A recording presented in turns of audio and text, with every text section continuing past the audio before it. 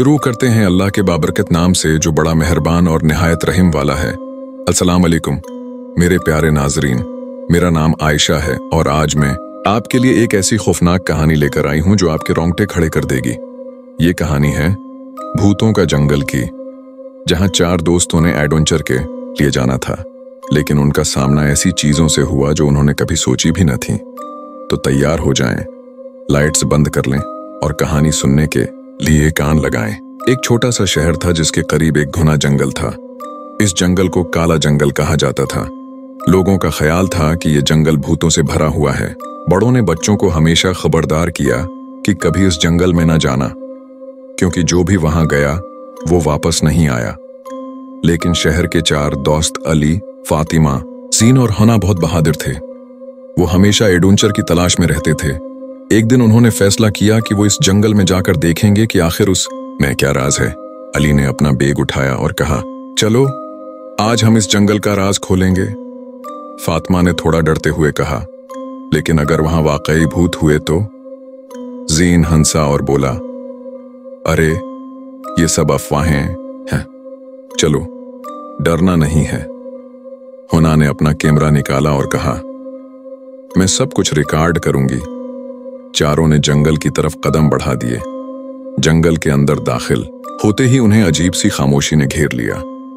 हवा ठंडी थी और दरख्तों की शाखें ऐसी लग रही थीं जैसे वो हाथों की तरह उनकी तरफ बढ़ रही हूं। फातिमा ने कहा, मुझे अच्छा नहीं लग रहा, चलो वापस चलते हैं। लेकिन अली ने कहा, अभी तो हमने कुछ देखा भी नहीं, थोड़ा आगे चलते हैं। थोड़ी दूर चलने के बाद उन्हें अजीब सी आवाजें सुनाई दें, जैसे कोई सरगोशी कर रहा हो। जीन ने रखने को कहा और बोला, यह आवाज कहां से आ रही है? हुना ने अपना कैमरा उठाया और रिकॉर्डिंग शुरू कर दी। अचानक एक जोरदार चीख की आवाज आई। चारों के दिल धक से बैठ गए। फातिमा चीख उठी, ये क्या था? अली ने मिसाल जलाकर इधर उधर देखा, लेकिन कुछ नजर न आया। चारों ने फैसला किया कि वो आगे बढ़ेंगे। थोड़ी दूर चलते ही उन्हें एक पुराना टूटा हुआ घर नजर आया। घर की खिड़कियों से अजीब सी रोशनी निकल रही थी, जैसे कोई अंदर से शमा जला रहा हो।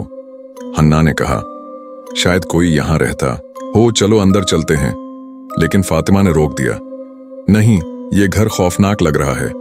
अली ने कहा, हम सब मिलकर अंदर जाएंगे, घबराने की जरूरत नहीं। घर का दरवाजा खोलते ही एक जोरदार आवाज आई, धड़ाम।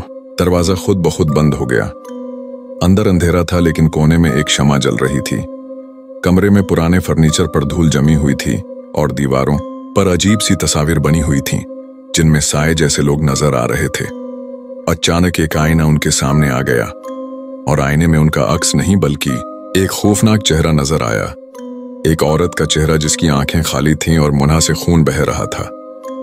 फातिमा चीख पड़ी और पीछे हट गई। जीन ने कहा, हमें यहां से निकलना चाहिए। लेकिन जैसे ही वो दरवाजे की तरफ भागे, उन्हें अजीब सी आवाजें सुनाई दें। तुम कहां जा रहे हो? एक भारी आवाज गूंजी। चारों मड़कर देखने लगे। कमरे के कोने से एक स्याह सा साया बाहर निकला। वो साया आहिस्ता आहिस्ता बड़ा होता गया और एक भूत की शक्ल अख्तियार कर गया। इसके हाथों में जंजीरें थीं और उसकी आंखें सरख थीं। भूत ने जोरदार आवाज में कहा, तुमने मेरी जगह पर आने की जरात की, अब तुम सब यहाँ के कैदी हो। फातिमा रो पड़ी और हुना का कैमरा गिर गया। अली ने हिम्मत की और कहा, हमने कुछ नहीं किया, हमें जाने दो। भूत हंसा और बोला, ये जंगल मेरा है और जो भी यहाँ आता है वो मेरा गुलाम बन जाता है।